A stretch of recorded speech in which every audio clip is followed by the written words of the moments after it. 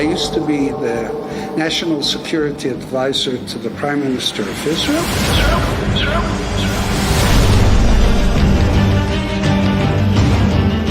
I told him, I've been to Tunisia many times. You know who Mr. Zarouk is?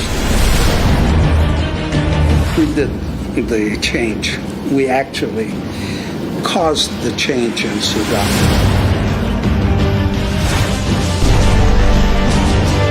Mrs. القروي was there too. Ghazi was there. We had an interesting conversation. Incompetent and, sorry to say, also stupid.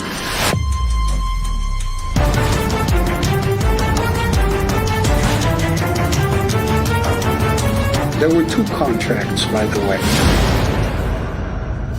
Nabeel and Salwa Karui trust account came straight from there, 150,000. It's provable. The wife made it. It was made only last week, by the way, after they demanded that thing. Chief lawyer of the United States Justice Department, Farah, calls. We're trying to help everybody right now in Tunis to get out of a mess by bringing in the Americans, trying to work everything out. And again, we're not doing it for money. We're not doing it for anything. We're trying to clear the mess. I can help him with the Muslim Brotherhood, and it would be good to create a coalition. We presented it to him, and he said it's a good idea because this will stabilize Tunisia if we do a coalition that would have both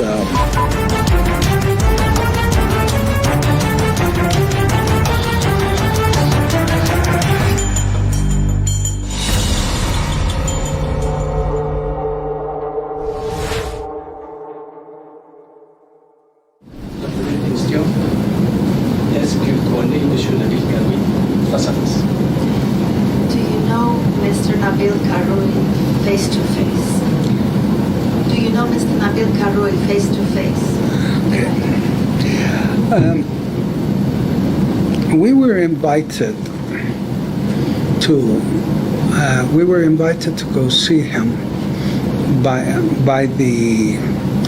himself through a middleman that lives in Canada. We spent 2 days. When I say we, I mean my assistant and myself, Demi. She was there with me. We spent 2 days with him.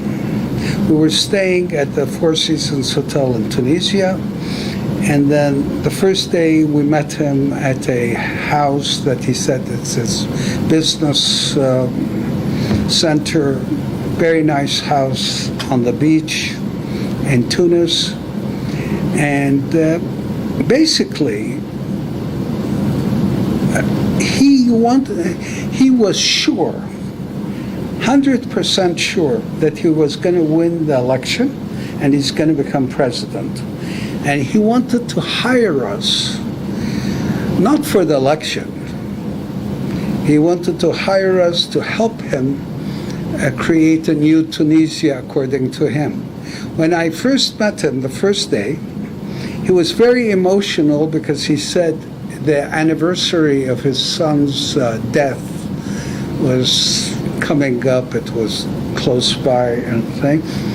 And then his brother was there and his team of people were there. We had a very nice conversation.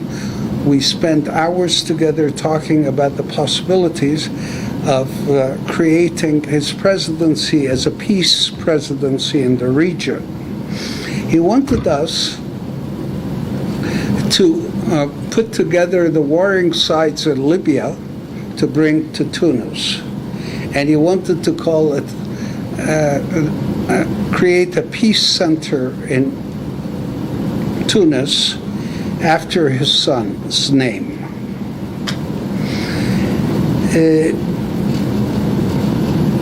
His brother was also there, very emotional about the matter, and they said, if anybody can do it, you guys can do it. And we were talking then about doing a meeting between the two warring sides in Libya and Moscow with the supervision of President Putin. He said, why can't we, because he was so sure that he was going to win in the first round, why can't we wait and bring them here and invite President Putin to come? That's on the one side of it. On the other side of it, he wanted to get Tunisia out of the French orbit and bring it into the orbit of the United States. He was an Anglophone. He spoke English. His brother spoke English. The people he worked with spoke English. Okay, this was the first. This is to set how the meetings started. It was very emotional, very practical, very interesting thing. But right off the bat, he says, I do not have the right people. The people around me are not very good. I told him, I've been to Tunisia many times. Tunisian people are very smart, very educated.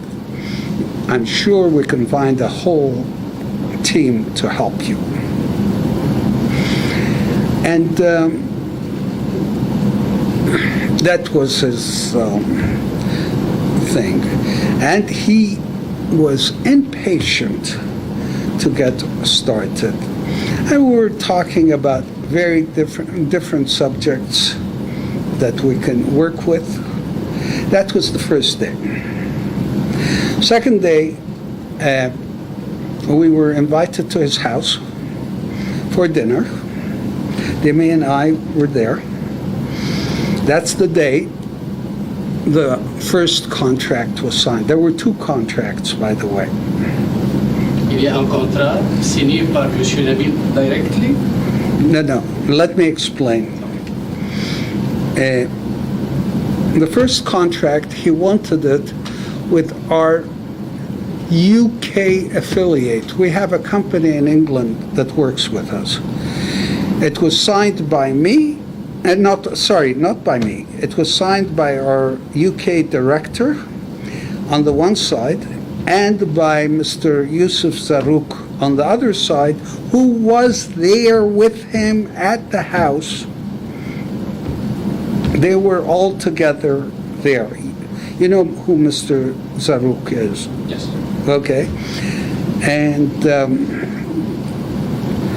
that was the first contract. Anyway, it was a very pleasant evening. We even had the best, very good sushi. Mrs. القروي was there too. Ghazi was there. We had interesting conversation. The first contract was signed there, and and it called for a payment of $1 million. The first contract is exactly a mirror of the contract that was published. Now, we'll get into detail, I think. And the evening finished only because I had to go with them to the airport. We had a 2:10 a.m. Air France flight to Paris. So we had to leave. So the evening was very long, very interesting. And he was talking of his vision of Tunisia after he becomes president. And he was sure that on the first round he will win. And he showed me the polls at the time. There were 34% for him, and the closest one was 16% behind.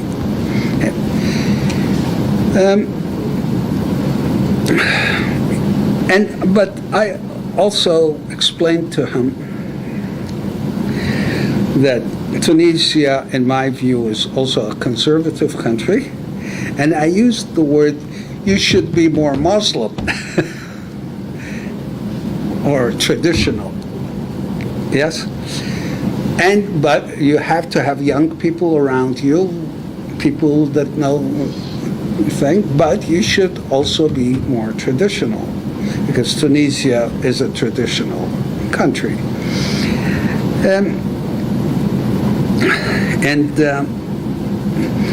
He approached us, we believe, he also said so, because we have consultancy agreements in Sudan and in Libya.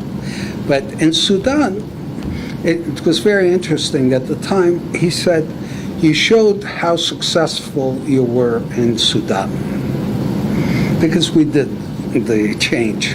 We actually caused the change in Sudan. Okay. Anyway, so we got to know each other closely over 2 days, and then after I came back to Montreal, there was at least 6-7 times a day talking on the phone back and forth here with him over things, and he kept on, and he wouldn't say why on the phone. He said, I want you back in the next 2-3 days. I agreed, okay, no problem. As I was in the airport in Trudeau, about to leave to Tunisia, I got a call saying he was arrested. Please don't come today. Okay, fine. But Demi did go a day later. I wanted her to see what's going on. Yeah, did go a day later. Now, next thing that occurred, we said that we could help him in the United States right now, but to do this, we have to show some sort of payment and so on and so forth. First of all, is through his lawyer and through the middleman, they said, please take the contract and put it under your name, because it's to make it more thing, which we agreed to. But since he was in jail, they found a gentleman, they said he's his representative that will sign the contract by... Yeah, that's correct. They said they will sign it, no problem. Est-ce que Mohamed Bouderbel est un Tunisien? Sorry? Is Tunisian man, Mohamed Bouderbel? Is he a Tunisian? Yes, he is a Tunisian man, they said. I never met him. But he is a Tunisian man. And they said he is his representative just because he's in jail. He'll sign the contract. Okay. Est-ce que vous avez rencontré Monsieur Mohamed Bouderbel? No, I've never met him. Okay. Then, after the contract was exchanged, they demanded that that we register the contract and start working in the United States right away. Now, we explained to them that there's $1 million payment there, and it isn't because of the money, it was because there's a U.S. law that says if there's a amount, you have to register it with the government and so on and so forth. They called back and said They don't have the money. And I remind everybody that on the first day when after meeting them, I told Demi privately that these guys don't have any money and it's nonsense that he's a billionaire and this and that and thing. It's all nonsense. But he's very charismatic. He can change Tunisia. We can help him change Tunisia for the better, and he can westernize Tunisia with a Muslim character. I keep on repeating that thing. Now, and also, he was worried about the fact that I'm originally from Israel, and I explained this to everybody. Yes, I used to be the national security advisor to the Prime Minister of Israel, but I broke with them off because after the Oslo peace process, which I was the author of, one of the authors of, they didn't go along with a peace deal with the Palestinians, so I left. Okay, but I have nothing to do with the Israeli government, or neither does this company. Mais lui, il savait dès le début cette histoire. Sorry? Mr. Kirby, c'est que Mr. Ali, il a travaillé avec le service secret, c'est tout, Mr. Kirby, dès le début. Yeah. Oui, je comprends. Okay. And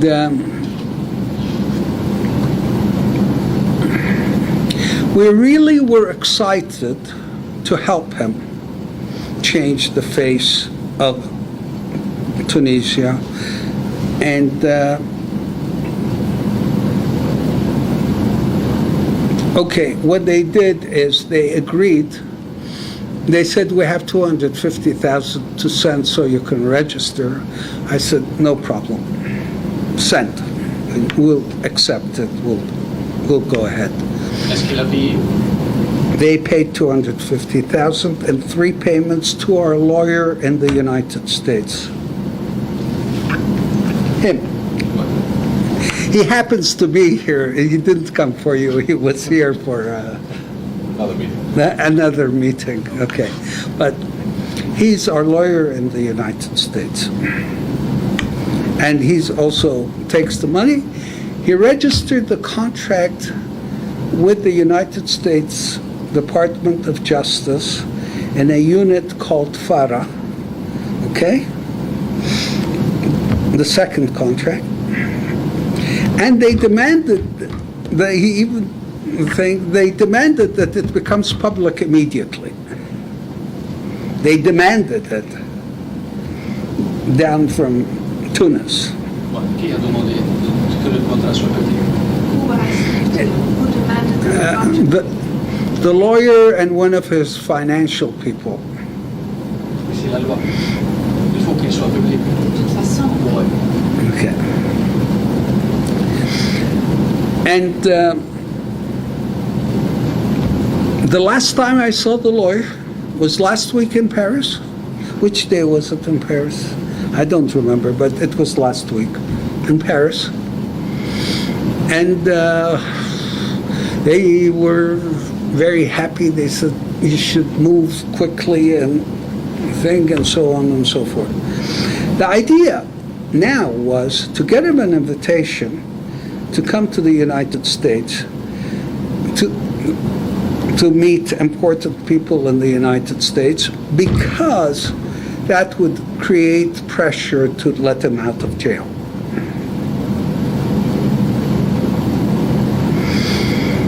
Suddenly, out of the blue,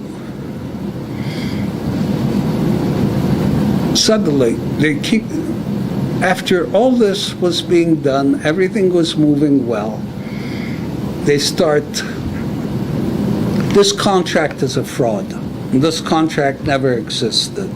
No contract existed. We don't know who Dickens and Manson is. Photoshop contract. Yeah, no, whatever, fraud. The first thing that happened is the chief lawyer of the United States Justice Department, Farah, calls.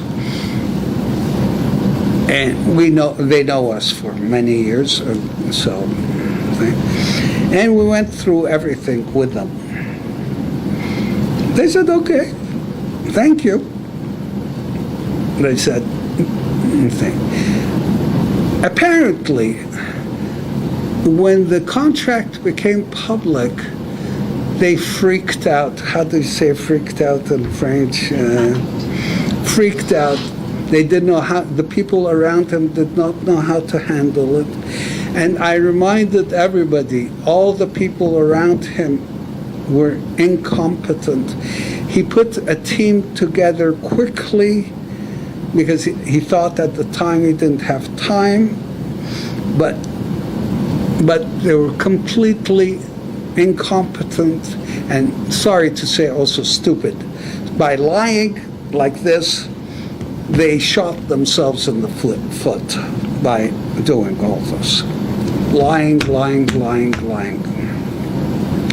And I'm really sorry about this because I would like to help him, and we're still working on helping him in the United States.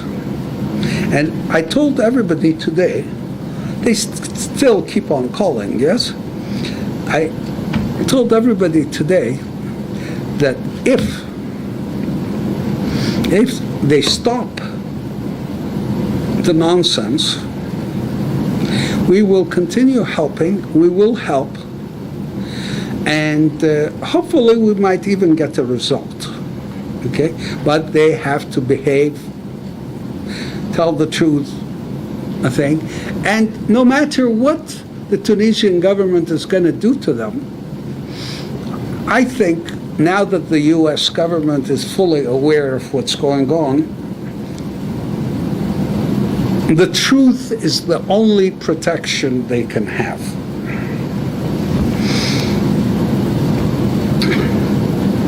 And the payments were made. I didn't go into the Nabeel Karoui, Nabeel and what's the name of Salwa? Yeah, Nabeel and Salwa Karoui trust account came straight from there, 150,000. It's provable.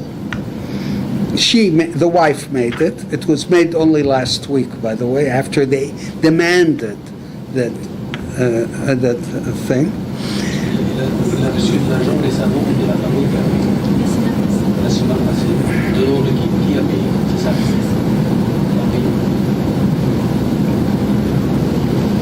Alors votre relation n'est pas tendue.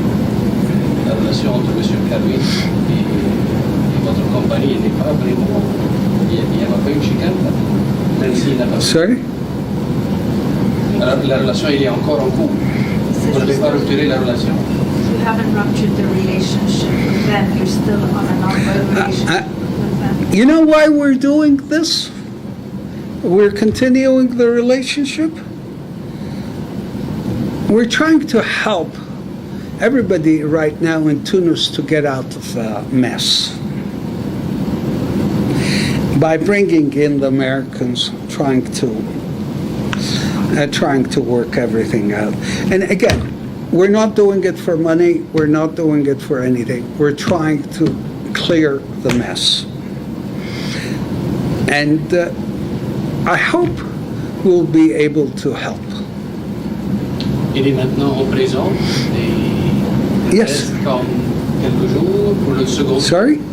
He's still in prison. There are a few days left before the second round. I know, but it isn't a thing. If the Americans will put enough pressure,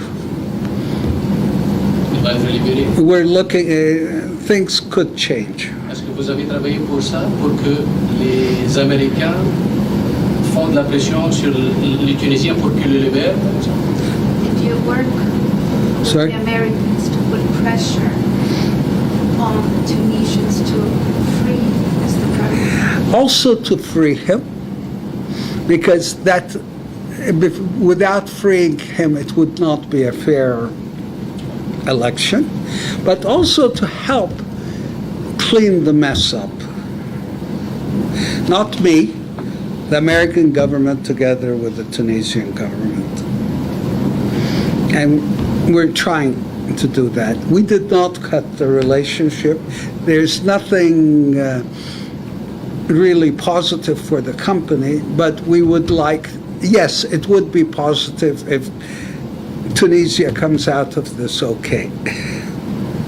Est-ce que vous avez reçu de demandes par d'autres partis tunisiens? Sorry? Did you receive any requests from the other Tunisian parties? No, we did not. And we, even if we would have, we would have refused them. Because, but I want to say something which is very interesting. Even the first day I met him, I explained to him that I can help him with the Muslim Brotherhood, and it would be good to create a coalition with him. Est-ce que vous avez le pouvoir de faire ça? Do you have the power to do that? I have connections in the Muslim Brotherhood movement, yes.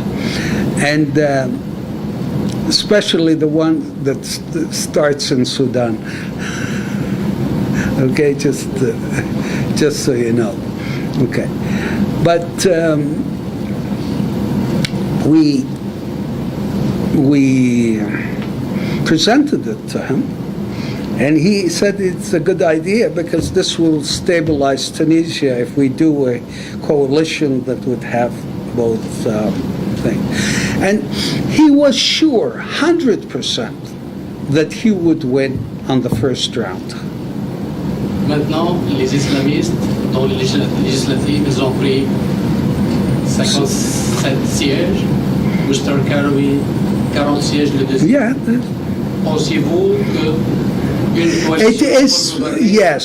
yes, it is possible, and it would be good because there will be the traditional side of Tunisia plus the more progressive Western side too.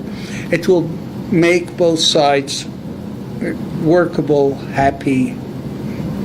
Est-ce que vous allez pousser vers ça? Sorry? You're going to push towards that. We have to see what happens with him first, and what happens with the United States position first, before we push that. But the Americans know about the position, and they're happy with it. They're happy with it because that always works in that region, because people are traditional, but also there are many young people that want to go out west, so you have a balance of the two things. Yes, and I really hope that we can help. And any other questions? Vous avez travaillé en Libye, par exemple. Est-ce que Mr. القروي, il était derrière ça? Il y avait des corrections pour que vous entriez en Libye? Sorry? No. You work in Libya. Was Mr. القروي also involved with that? And did he have connections and pushed you No, to Libya? no. Not at all. He hired us because he knew we were working in Libya, and he knew we were working in Sudan. But he was not yet involved, no. Est-ce que vous avez un mot pour le peuple tunisien qui va voter après 5 jours? Do you have a word for the Tunisian people who will vote in 5 days? I tell everybody, you have to vote your conscience, but if Nabeel Karoui will be president, he'll be a very good president. I believe so. From the times that we met him. I'm not doing a propaganda thing for him, but But I believe he could be a good president if he replaces all the team around him. The team around him are completely incompetent and, sorry to say, stupid as well. I don't use that word lightly. And